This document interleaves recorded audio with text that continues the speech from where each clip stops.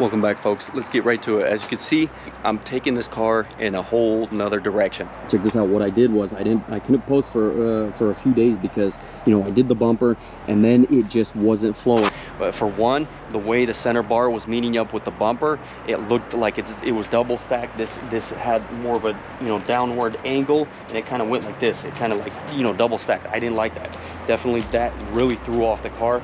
It didn't look as smooth. It kind of looked like it had like this weird nose to it.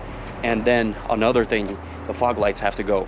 This car has to have minimal detail, and it has to have the detail where it counts. So you know, I got that bar light on top, and then all of a sudden I have these fangs or something on the side. It just didn't work for this car. So as you can see, this is what I'm gonna do where the headlight is. This part's gonna be, you know, flat right here. This part's gonna continue with the bumper. I don't know if you can kind of see that. This is gonna continue. It's gonna kind of taper out to this line. It's gonna continue over here, and then right here I'm using the laser to get my line. So I already marked it. That white line, that's actually gonna get cut right there all the way to here. So down. The fog light is going to be deleted. This is going to be basically a straight piece right here. I think I'm gonna leave this line kind of going through there just to kind of give it that accent because it continues in the bumper. I think that'll be kind of cool. Just a very subtle line, but basically no fog light.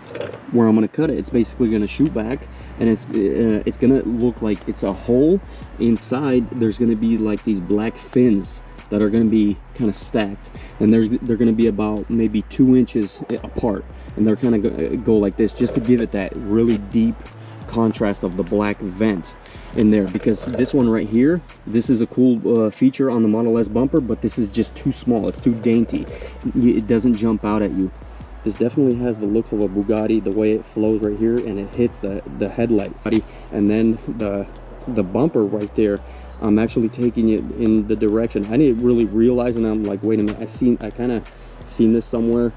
Lexus LC500 and Taycan have something similar that kind of goes from the headlight and it shoots down, but it's a lot smaller. This is going to be a lot more pronounced. As you can see what direction I'm taking this build in. I didn't really realize in the beginning, but I don't know if you guys are seeing that. This lip right here in front, this has been damaged before, this bumper. It's kind of like wavy right there, but I'll fix that. That's not a problem. It kind of gives me a little more of a headache to mess with the bumper and just make sure I get the right angle. So what I did was I want to make sure this thing is street legal, and the height is the bumper cannot be less than 4 inches low over there. Take a look at this. Bumper right now is about a little over 5 inches, and the bumper looks way lower than it actually is. On the stock Model S at the minimum ride height, the bumper actually sits about 7.5 inches, that part right there off the concrete. And then in the front, I'm gonna add a lip. There's gonna be a very subtle black lip in the front, which is still gonna be within the legal height, you know, limit that we have in California. And the looks of the roof in the middle, how it comes together, this thing is really going to stand out on the road. Looking very sleek from the front when you look at it. You know, you're gonna those little parts right there under the headlight, that's like a cheek or something, they're really gonna stand out there and there. And then you got those vents, it kind of looks like fangs or something on the side. So this is what I'm set at. I definitely have some work cut out for me. You know, I gotta finish off the bumper. There's gonna be some fiberglass in the back just to reinforce it. Gotta make sure I don't do too much behind the autopilot sensors, because that's definitely gotta work. It will work. As soon as I do the glass and the roof, I can finally jump on the back. Right here, obviously, there's gonna be no door. There's the glass right here, because there's a camera that stands right there. The glass, this part right here, I'm thinking this is gonna be plexiglass right here.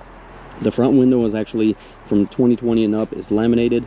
I already got that ordered. I got that glass coming so I can get it cut, get that squared away, and then I'm going to work on the back. This is my idea for the back. You see this part right here in the door, it's kind of hard to see because it's black.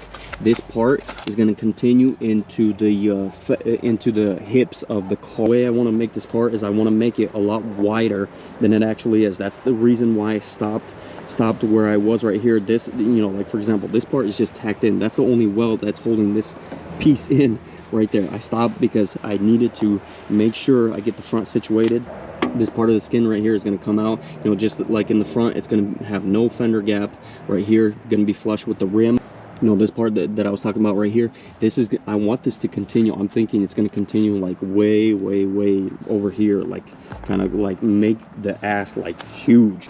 I want the rear end to have like this huge fat ass like nothing else you've seen on the road.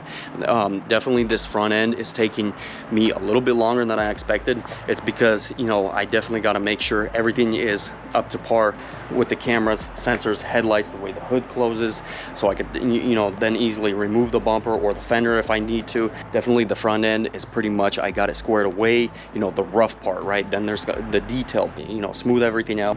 But before I jump to the back, I need to make sure that the front is pretty much ready for paint. So it's going to be all the bundle work, primer, just ready, you know, so I don't have to touch it. Then I'm going to jump on the back. Definitely stay tuned, like, share, subscribe. Peace.